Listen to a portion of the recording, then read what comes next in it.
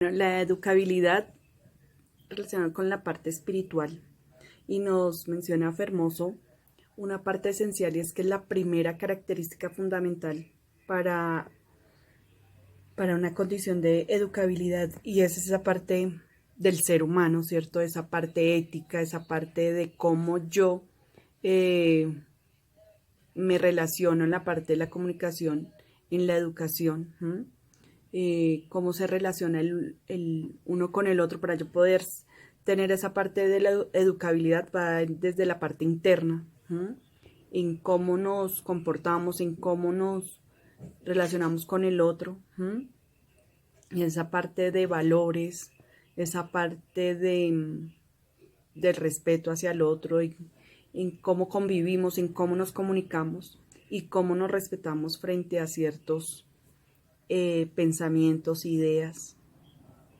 Entonces es tan importante para poder educarnos y poder desarrollar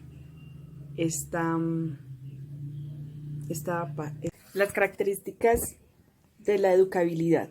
Nos mencionan en el documento 4, donde son las personales, donde es el derecho que tenemos como seres humanos, y una de ellas se menciona ahí es la educación, el derecho que tenemos frente a esta sociedad, los derechos que tenemos frente a un Estado, ¿cierto? Y la intencionalidad, también nos mencionan otra que es esa, y es frente a la autonomía que yo tengo, ¿cierto? Frente a hacer mi vida, ¿cierto? A proyectarme y a salir, a conseguir mis ideales o mis proyectos. Y la parte de la dinámica, que es la parte esa de la libertad, ¿cierto? Libertad que tenemos en la sociedad, frente a que quiero estudiar, mis pensamientos, mis ideales. Y la parte necesaria que mencionan también, que la menciona un autor interesante sobre, el autor se llama Fermoso, ¿cierto? Y habla sobre la parte de que debemos ser educados, ¿cierto? Esa responsabilidad que tenemos frente también a la sociedad para poder convivir, y es la parte de que debemos ser educados también para responder y poder convivir. Bueno, la educabilidad, finalmente, las conclusiones que me queda del documento es cómo se vive la escuela, cómo analizar la escuela. Tenemos cantidad de estudiantes, apropiándolo a mi vida cotidiana, a mi labor docente. Es que tenemos diferentes pensamientos, diferentes ideas. Tengo estudiantes con diferentes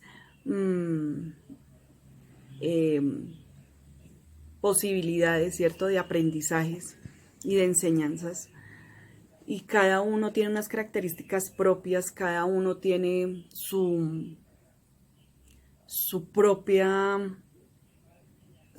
aprendizaje, sus propias vivencias, y eso tiene que ver con el entorno de cada uno de ellos desde el momento que nace.